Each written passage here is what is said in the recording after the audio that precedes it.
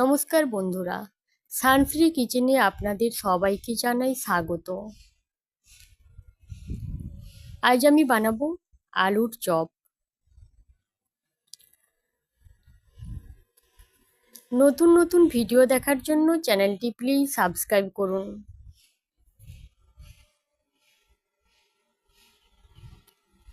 আলুটা আমি মাঝে মাঝে কেটে খোসা সহিত সেদ্ধ করে নিয়েছি।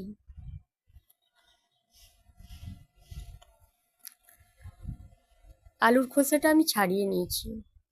চপ বানানোর জন্য আমি এখানে নিয়েছি সেদ্ধ করে রাখা আলু, আর নিয়েছি বেসন, থেতো করে রাখা আদা, রসুন, শুকনো লঙ্কা, কুচনো কাঁচা লঙ্কা, হলুদের গুঁড়ো, লবণ, গরম মশলা আর বেকিং সোডা।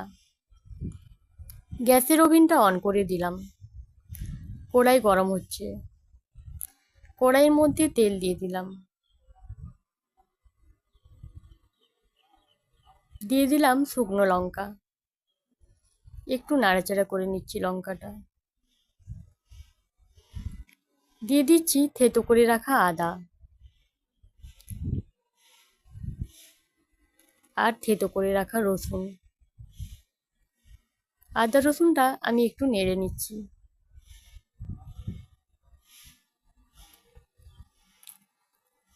কাঁচা লঙ্কাটা আমি দিয়ে দিলাম।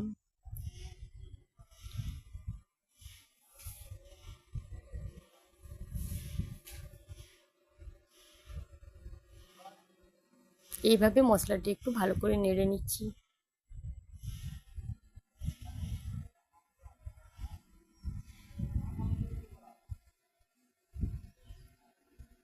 হাফ চামচ হলুদের গুঁড়ো দিলাম।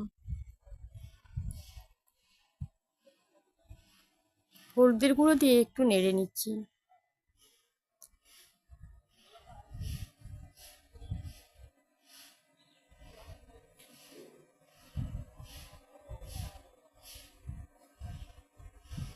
হাফ চামচ লবণ দিচ্ছি।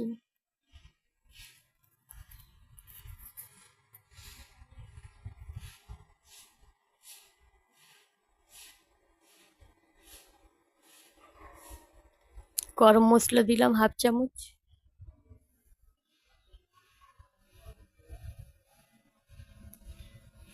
আলুর মশলাটা রেডি হয়ে গেছে, আমি এটা আলুর মধ্যে দিয়ে দেব।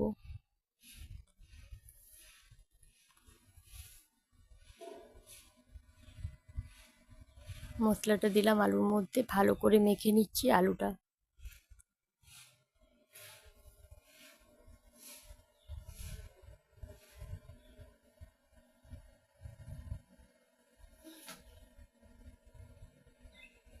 ছোট ছোট বল তৈরি করে নিচ্ছি। একটু হাত দিয়ে প্রেস করে দিচ্ছি এভাবে চপের শেপে।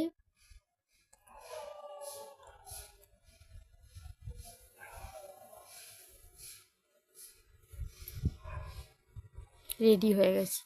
বেসনের মধ্যে দিয়ে দিলাম লবণ হাফ চামচ, হলুদের গুঁড়ো আর বেকিং সোডা দিয়ে একটু ভালো করে মিশিয়ে নিচ্ছি। অল্প অল্প জল দিয়ে ব্যাটারটা আমি তৈরি করে নেব।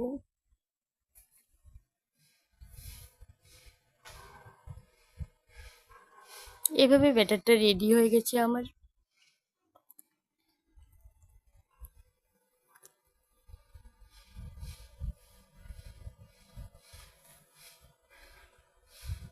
গ্যাসটা অন করে দিলাম। কড়াই গরম হচ্ছে।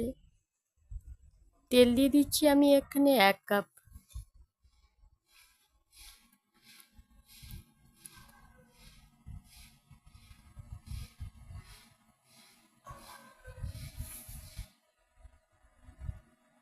আলুটা আমি ব্যাটারের মধ্যে এইভাবে চুবিয়ে নিচ্ছি। এইভাবে দিয়ে দিচ্ছি তেলের মধ্যে।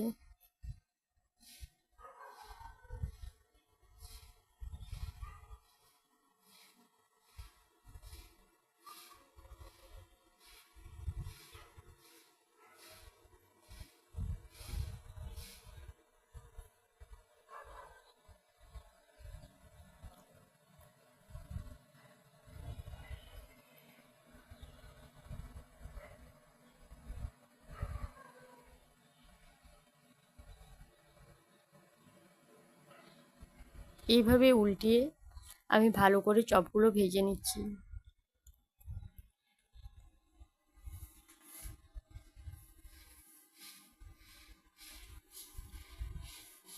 চপগুলো আমার ভাজা হয়ে গেছে,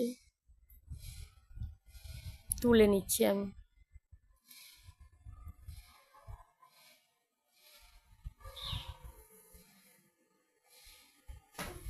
কি সুন্দর ভাজা হয়েছে দেখুন।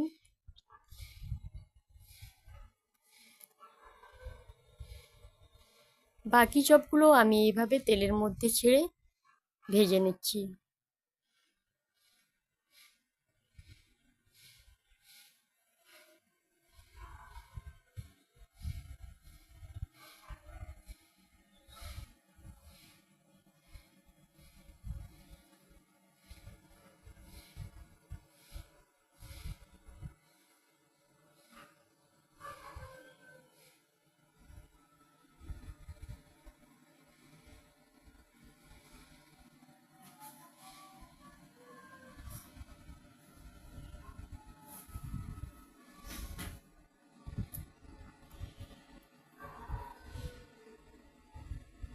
এইভাবে উল্টিয়ে দিচ্ছি।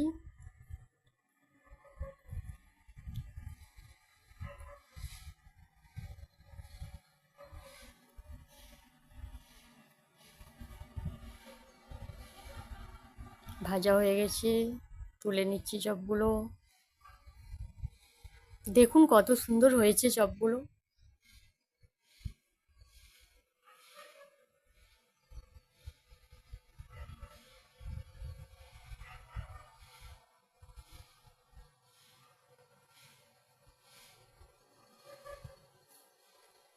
তৈরি হয়ে গেল আলুর চপ।